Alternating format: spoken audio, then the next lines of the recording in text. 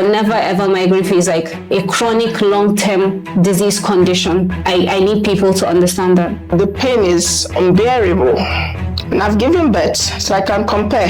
I literally felt like I could cut off my head and drop it off for like a few minutes because it felt so heavy. So when it's coming, I'm like, okay, will it come this year or will I be free? So when it comes, then I walk around with my pain medications. I don't think people understand because they always feel like it's just a headache, everybody has a headache, or they tell you just go and sleep, you'll be fine. But you can't even sleep with a migraine. Incapacitation, that's what it really is. You can't do anything.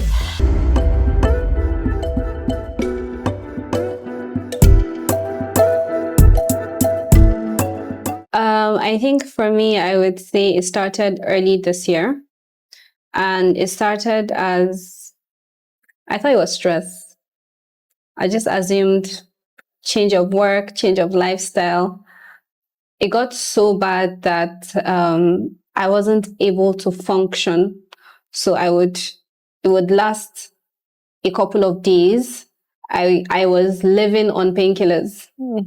So at first I thought, the typical typhoid symptoms were, unfortunately, it happened I wouldn't say unfortunately, but because it happened at a bit older age and being that I'm in the healthcare field, I don't think migraine was the first thing that came to my mind. I thought of everything else. I thought of malaria, typhoid, stress, 1,001 things, but I never thought of migraine. And I even thought of lack of sleep.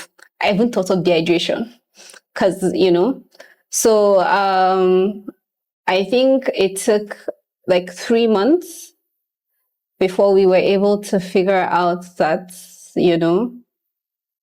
that was a problem because we had done in fact, I had done the malaria and typhoid test. It was negative, but I was advised to still take medications because nobody knew what the headaches were for. So sometime, I think January, the first few symptoms, then March, April, I got a diagnosis because I had several appointments with a neurologist, and he had to put me through because I wasn't very conversant it was not a very familiar territory.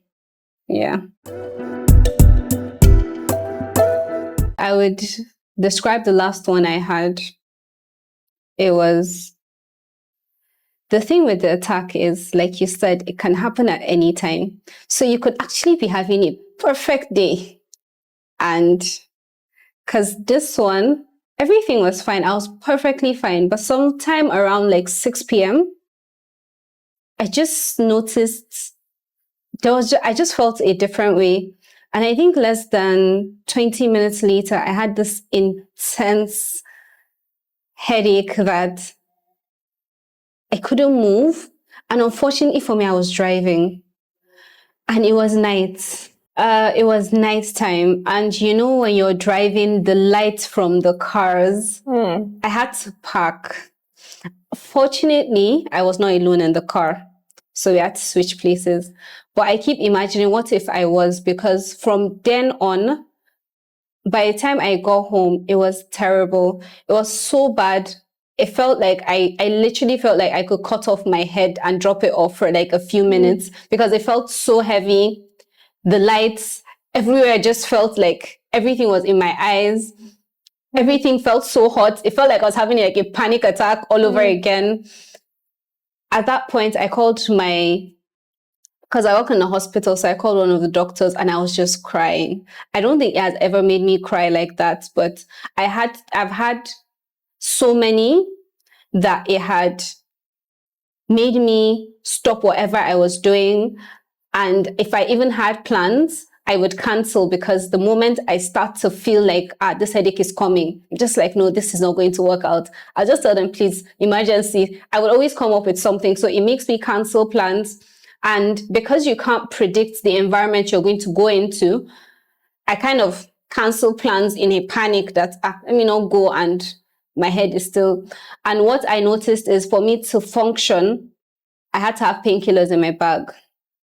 Painkillers had to become you go around with tissue, sanitary wipes, sanitizers. I needed painkillers So for me, as I said before, it's something that happens suddenly. So I don't know.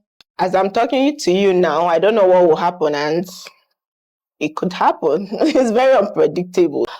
But personally, I don't know if I'm being a bit avoidant.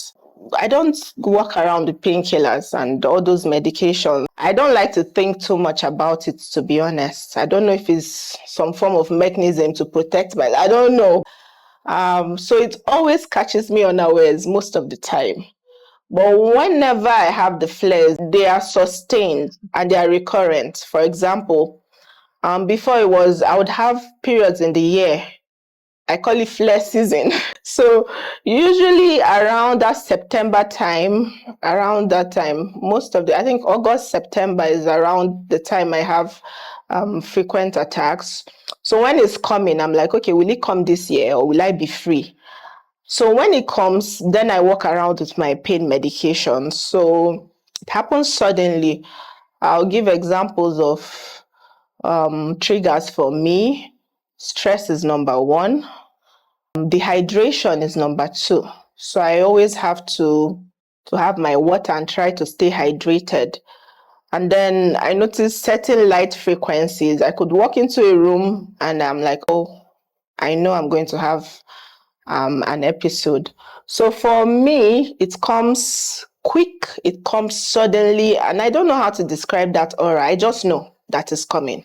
I think something is like it's like a sensation in my I don't know how to describe it. It's very hard for me to describe it.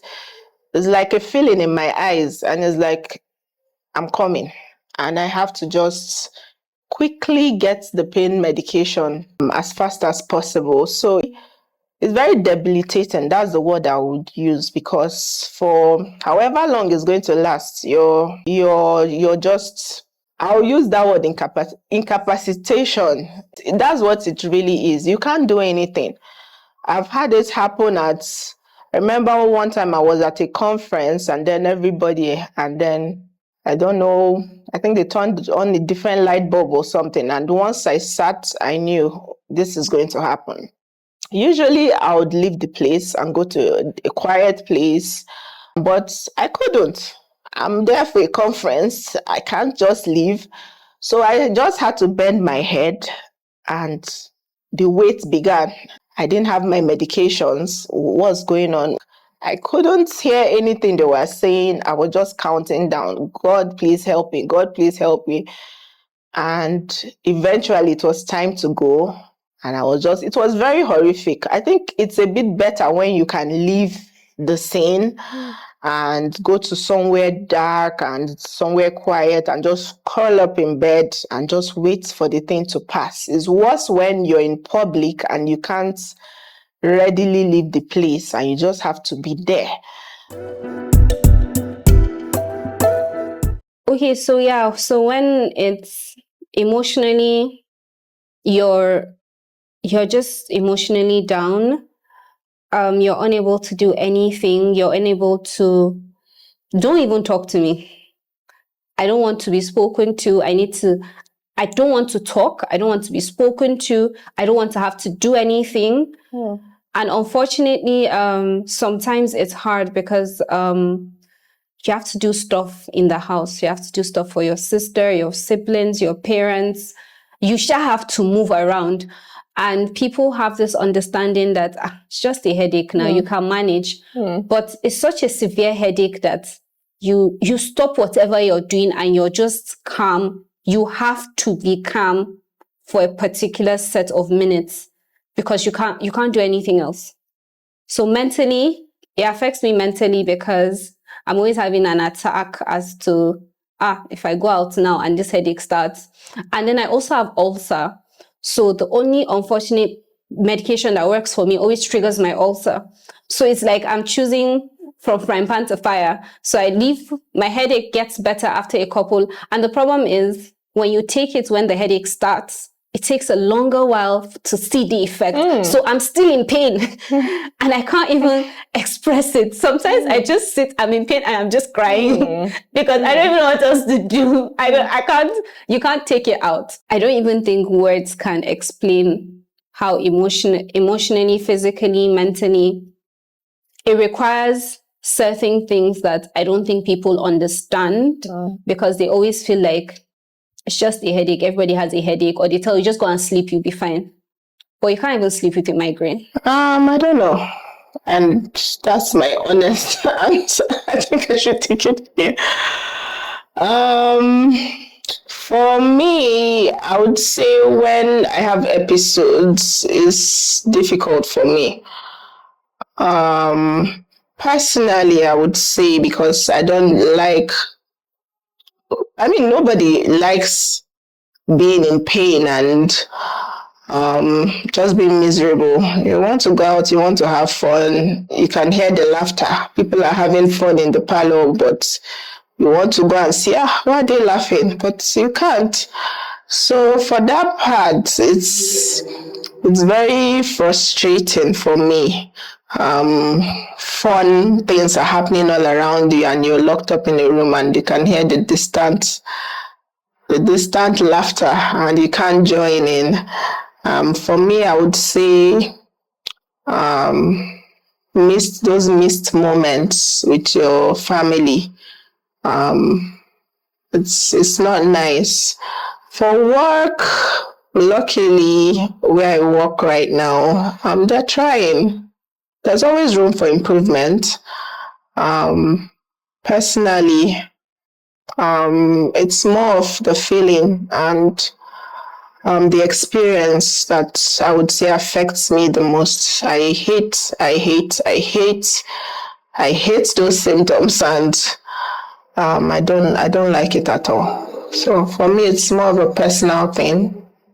Missing some moments with my family when I'm down. Yeah. I think for me, the one thing that has affected the most is work because I'm still, I wouldn't say mini jobless, but I'm still struggling to find my footing at work because I just can't cope.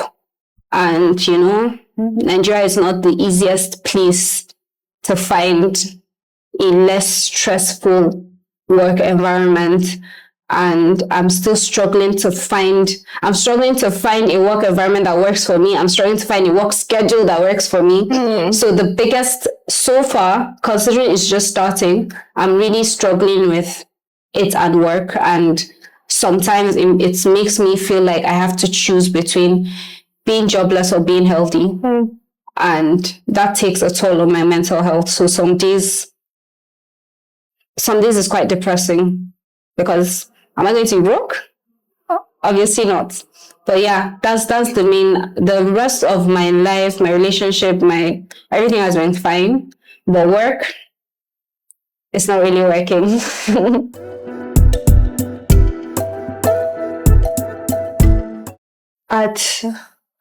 Let's say at home, before they understood the extent of it, before it started affecting other parts of my body, they thought I was just being lazy. At one point, they would just think that I'll just wake up and I just don't want to do anything at home. But it was kind of mixed because I'm usually not the lazy type. So when it came, it was half and half. A few people figured, okay, no, there's something wrong. You're not just like that. A few people would say, oh, you're just stressed. But the thing with migraines is it could take a couple of days before you're back to normal. So sometimes you could actually lazy around for like 3-4 days and people expect that lazing around should not pass one day. At work, I wouldn't call it stigma, but sometimes my colleagues would pass off comments about me taking unnecessary breaks because they didn't understand it. They would feel like, and the thing with taking breaks is it's not like they bring someone in to replace. So I think that part came from oh, you're going on break again, or who is going to do your work, that kind of thing. So it was mostly from, this baby is always going on leave. Because I took a lot, I'm still on leave because I just can't function. So there's that, I don't know if I would call it stigma, but they would always make me feel like, you are just leaving this work and you're just leaving it for us. It wasn't like, okay, well, I understand where you're coming from. It was just, you've come again with your wahala. Like at one point, someone actually told me, you need to stop taking leaves. And I never responded, but randomly I would think about it and I would feel, am I sure I'm not over exaggerating my condition? Are you sure I just can't go back to work? And whenever I did feel like that and I tried work, everything goes back to normal because stress is my biggest trigger. So yeah. I never really relied on, even though I'm a doctor myself. So I think the first time I ever told a colleague about the headache was this year when I was assigned to a particular room. And when I entered the room at first, I was like, I think this room is going to set off these attacks. But for whatever reason, I just decided to keep staying in the room. And then at a point, I now started having attacks frequently. And I was like, okay, I think I should have insisted that I wasn't going to use this room. I didn't want to be like a diva, like she has already come, she's, but I regretted. So that was the period I had to open up to the other doctors, and they were supportive. They understood, they assigned me to a different room.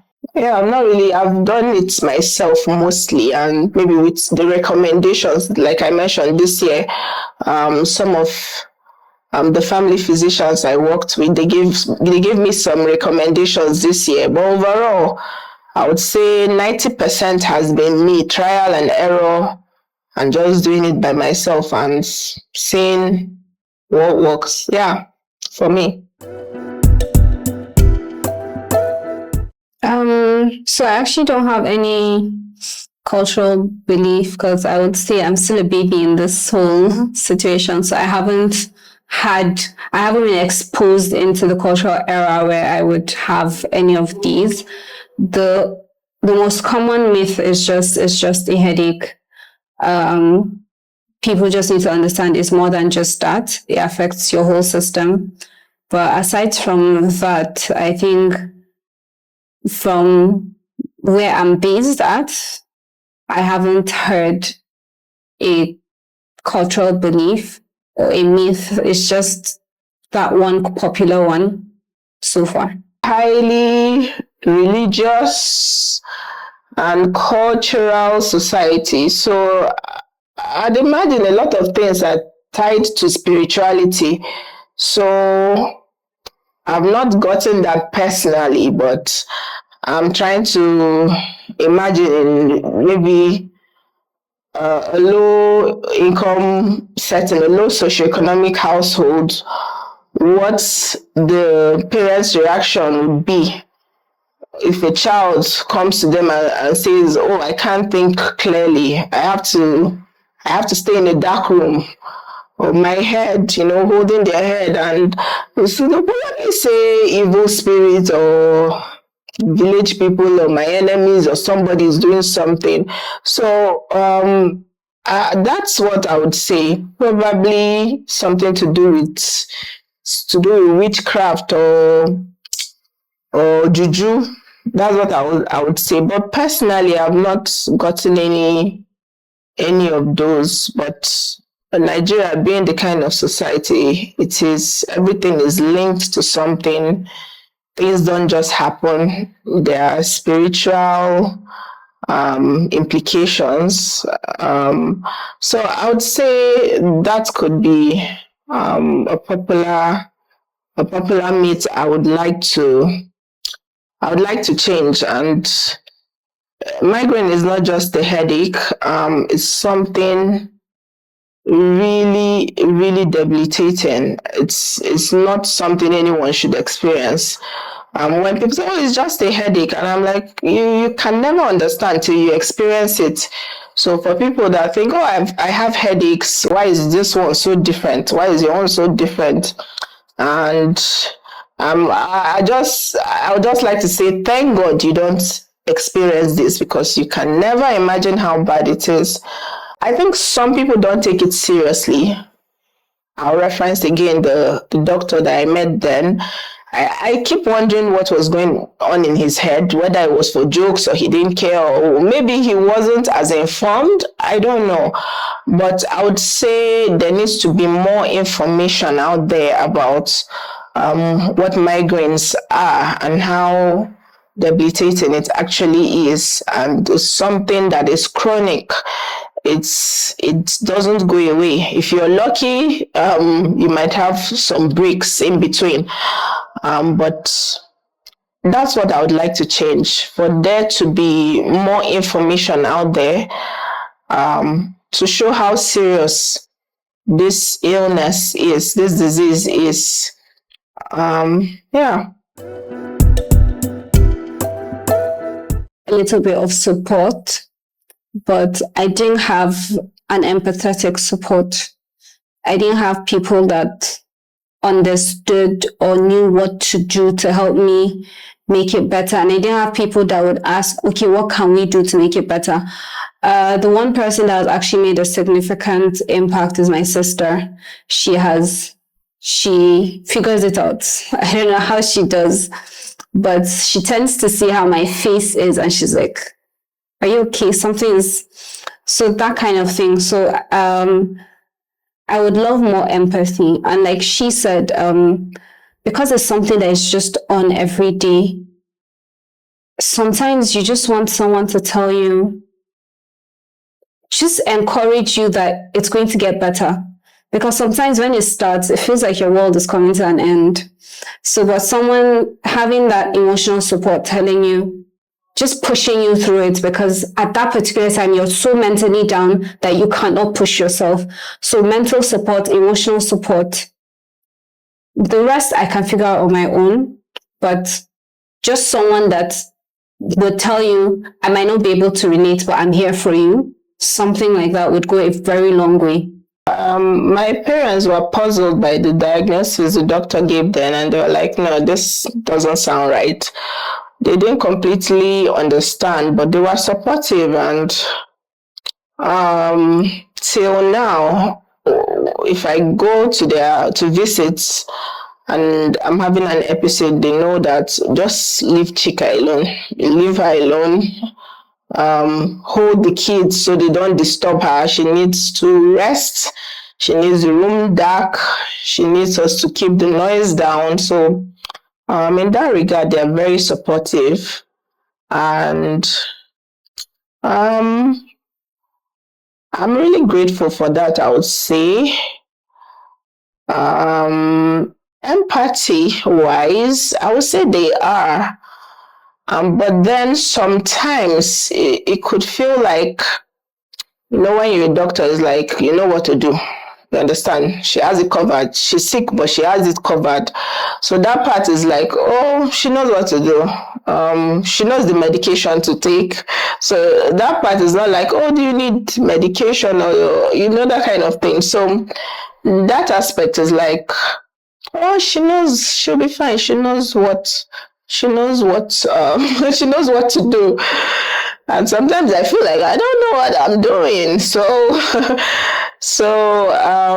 But I've been really blessed. My parents, my family, my sisters, they've been really supportive. They know once it starts, just clear the way for her, and she'll be fine eventually.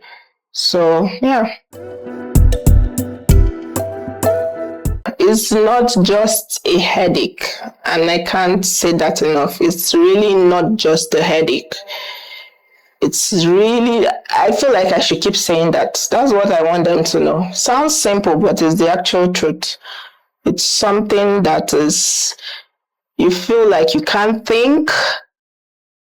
Your head, the pain is unbearable.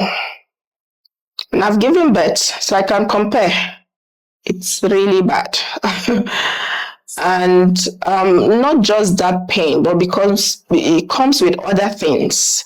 The brain fog that is really terrible. You can't function. You can't do anything. You're powerless. Imagine being in severe pain and then you're powerless. And you can't help yourself. You're just at its mercy. That's what I want people to know. It's been not just a headache, it's a chronic headache with acute symptoms. It's something that you live with. It's not something that comes and goes. People have chronic migraines and acute migraines, and we all need to figure out. See, you can even compare migraine to like one of those chronic diseases, hypertension, diabetes, because it requires a lifelong therapy. If someone with migraine doesn't just have a headache today and then tomorrow they're migraine free, I think that's one of the most important things I would want people to understand. Aside from you understanding that it's not just a headache, you need to understand that you're hardly ever migraine free. In fact, you're in panic of when your next migraine is. You celebrate when you spend a few months without a migraine, but then a lot of people have found coping mechanisms for it. That's why they're migraine free. Just like I said, hypertension. You spend a long time because you're controlling your blood pressure. So you're controlling your triggers, avoiding your hours, things like that. That's what makes you migraine free. But you're never ever migraine free. It's like a chronic long-term disease condition. I need people to understand that. Healthier working environment. If there's anybody that can create migraine-friendly lights, I don't even know if that exists, but I think we need to be more sensitive to things. Like I would say maybe engineers, structural engineers, architects, when creating a workplace, you need to be sensitive to things. Sometimes it might not even be the light. It could be the light and the paint and everything just at the same time coinciding, and it just does not feel right. So we need to create a better working environment. Aside from the structures, we should have empathy. And it's just like how they tell you mental health. You can't just go and tell your boss, oh, I'm having a bad mental health day. I need to take a break. But I might not be able to do that. I should be able to come up to you and tell you, it feels like my symptoms are coming. I might just take a few hours. So there should be an open channel where I can explain to you my symptoms, and there should be an understanding. I think that's the word I'm looking for. More understanding, more empathy, and just a healthier and safer environment completely. Health-wise, let's be more open to understanding, and let's find ways to reduce stress. Most Nigerian, especially private companies, them are stressed at 5 or 6 because they feel like they need to stress you out. Now you can be the most hardworking person in in your workplace, but you'll be looked down on because you have a migraine. And I should find it comfortable knowing that, okay, I've had so many hardworking days. I shouldn't be feeling guilty because I asked for one day off. So there should be that understanding. Health workers should raise more awareness that there's more to this. If I require time off, I'm not saying, as humans, the thing is, we're going to use that as an excuse to be lazy. But when you find people that genuinely are affected by this, find ways to support them, because you have no idea the struggle they go through physically, emotionally, and even mentally. Sometimes the struggle to even come up to the work that you think they're not working, but they have to show up. It's a struggle for them to show up. So if healthcare workers can raise the awareness, healthcare workers should reduce the stigma amongst themselves, and let's just all work together and be more understanding. She has said it all. A more supportive environment in the workplace. The only thing I would add is I would wish for the care to be more standardized. I would wish for more training for healthcare professionals so that there's some uniformity in care. It's not if you go to hospital A, they don't know the latest advances or they don't know the second line, first line medication. So things like that.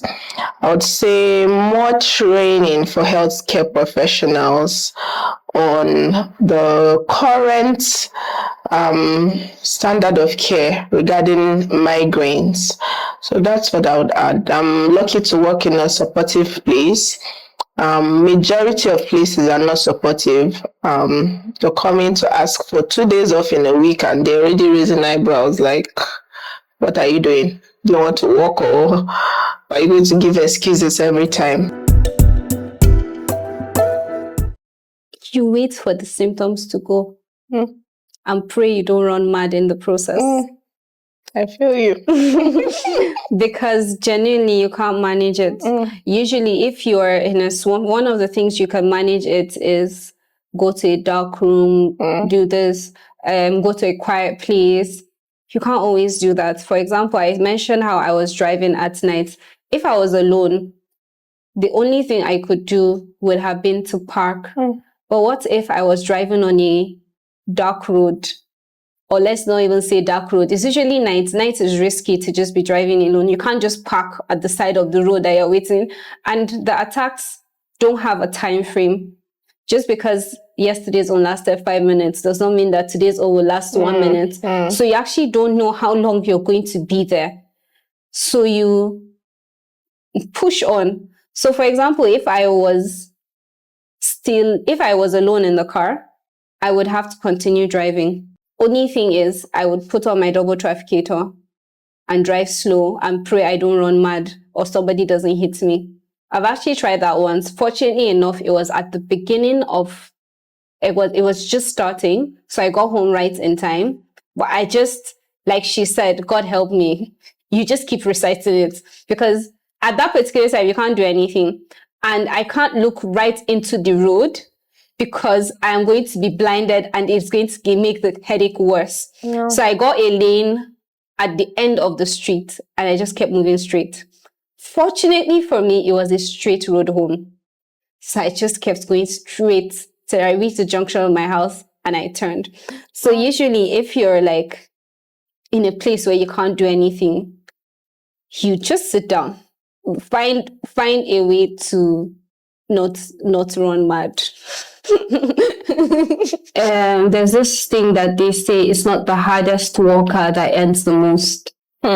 Take a break, listen to your body, and genuinely, it might seem like it's the end of the world, but it's not. It gets better with time. I know it's not something they would want to hear, but honestly, it gets better with time. It's not like the pain gets better, but your understanding of the pain gets better. Yes. So it makes it easier. The coping for the pain is a lot easier. So eventually, in your head, if you started at a level 10 headache, it reduces to level 6 or 7 just because you figured out a way around it. So know your body, understand your body, and take it easy on yourself. You're not alone. There are a lot of us out there. In Nigeria, hopefully, with initiatives like this, our voices will be more heard, will be stronger. But hang in there. Go for your checkups. Don't be ashamed. Listen to your body as well. Some of your triggers, you'll figure it out. It will come to you. Pay attention to your body. Take care of your body. Rest adequately. There's this belief these days that 8 hours of sleep is too much. This is a hustling era. Don't sleep too much. That's not true. Please listen to your body. Rest. If you overwork, take time off and take care of yourself. Take your medications, and if you need someone to confide in, don't feel ashamed. Don't hold back. Open up to your loved ones and to your friends and colleagues that seem to care.